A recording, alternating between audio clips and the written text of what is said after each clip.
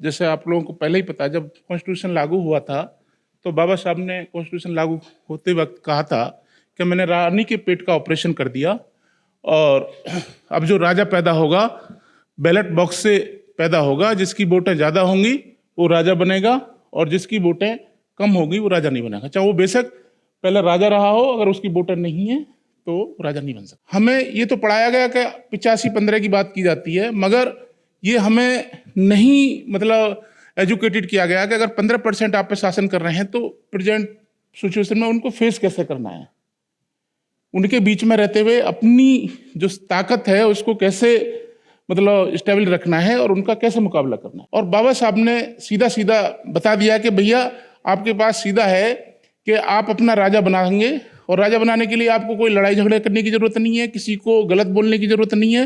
Vote के time पे अपने लोगों को तरीके से तैयार करके और अपना राजा अपने आप बना सकते हैं, उसमें किसी से कोई ना किसी तरीके का डिस्क्रिमिनेशन करने की जरूरत है ना। 85-15 का जो कॉन्सेप्ट किया उन्होंने 85 को इकट्ठा किया।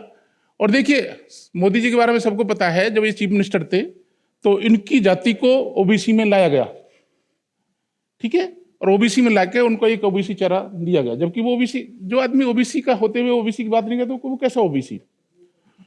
और उन्होंने 85% में इस तरह से डिवाइडेशन किया, इस तरह से किया कि भाई आप ही हमारे जो शुभचिंतक हैं, हम ही अच्छी गवर्नमेंट दे सकते हैं, हम ही आपका भला कर सकते हैं। अभी देखिए लेटेस्ट आपको न्यूज दूं, जो हमारे उन्होंने एक एक करके सबके पर कतरे, चाहे प्राइवेटाइजेशन के नाम पे रहा हो चाहे ग्लोबलाइजेशन के नाम पे। देखिए सामने वो दुश्मन है, वो तो इसीलिए बैठा हुआ है आपके अधिकारों को खत्म करने के लिए।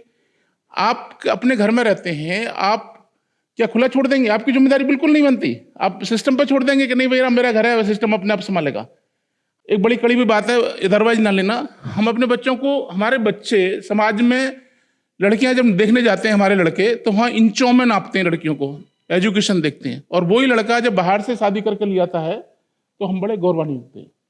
और देखिए दूसरा एस्पेक्ट देखिए, वो उन्हें कोई शर्म नहीं आती जब आपका बच्चा डॉक्टर है, इंजीनियर है, आईएएस ऑफिसर है, पीसीएस ऑफिसर है, वो जो बहुत कट्टर ब्राह्मण है या बहुत कट्टर अपनी उस व्यवस्था में विश्वास रखता है, 1 सेकंड में वो लड़की को आपको दे देता है। और इसी के साथ साथ हमारी जिम्मेदारी बनती है कि हम अपने टैलेंट को संभाल के रखें, उस टैलेंट को अपने ही लिए यूज करें, अपने टैलेंट को हर तरह से, जैसे आप सोने चांदी पैसे को जो संभाल कर रखते हैं, बैंकों में रखते हैं, एफडी के शक्ल में रखते हैं, बड़े तरीके से रखते हैं।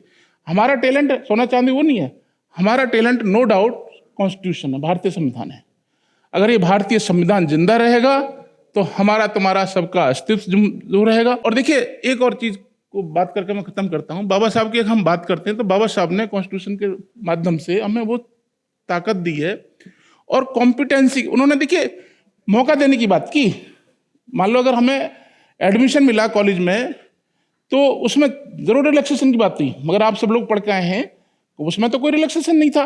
भाई आपको 45% लाना तो लाना ही है, उसमें ऐसा तो नहीं कि 44% आए तो आप पास नहीं होंगे। अगर आपके 44% है तो आप पास नहीं होंगे, वो मिनिमम। मगर सरकारों ने जानबूझ के, देखिए यहाँ एक बात और मैं कहूँगा, इन सरकारों ने अपने लिए, जैसे नीट की बात हम आप करते हैं, उनका बच्चा पैसे के बल पे, देखिए पैसे का जो चलन चला पूरे सिस्टम में, वो इसलिए ही चला कि भाई हाँ हम इनका मुकाबला नहीं कर सकते। जब कॉम्पिटेंसी की बात आई थी तो कॉम्पिटेंट होने लगे, इनके नंबर ऊपर आने लगे। आपको पता है जब पहले आईएएस में, और आप आज से 10-20 साल पहले जाएं, जो बच्चे हमारे ऊपर आ जाया करते थे वो प्रॉपर जनरल में काउंट होते थे, या जो नीट के माध्यम से जो एग्जाम हुआ करते थे, जिनके जो बच्चे हमारे ज्यादा नंबर लेते थे तो वो जनरल में, और जो हमारा क्राइटेरिया था उसके नीचे और बच्चे, इस तरह से हमारे बच्चों को बहुत फायदा होता था। नौकरियों में भी यही हाल था। मगर जब इन्हें लगा कि भाई इस तरह से तो ये जो सारा सिस्टम खत्म कर देंगे, तो वो प्राइवेटाइज, देखिए नीट लेके आए। इंजीनियरिंग से आप 20 साल पहले जाएं, जब इंजीनियर की शादी करने में सब गौरवान्वित होते हैं कि मेरा दामाद इंजीनियर है या इंजीनियर बताइए, वो इंजीनियर को इतना बेकार कर दिया उन्होंने कि आज इंजीनियर्स का नाम लेते हुए ऐसे लगता है जैसे वो आप उसको अब्यूज कर रहे हैं। नीट का देखिए, डॉक्टर्स हैं, सभी लोग पढ़ के आए हैं, डॉक्टर्स का उन्होंने जानबूझ के इतना बेकार कर दिया है कि उनका बच्चा, उसके पास 1 करोड़ रुपया होना चाहिए, बेशक उसके 100 नंबर आए हों नीट में, वो डॉक्टर बन जाएगा। आपके बच्चे इतने कैलिबर हो गए कि 400-500 नंबर लाने के बाद भी उसको, क्योंकि आपने कोई सब्स्टिट्यूट तो पैदा किया नहीं, आपकी सोच ही नहीं रही।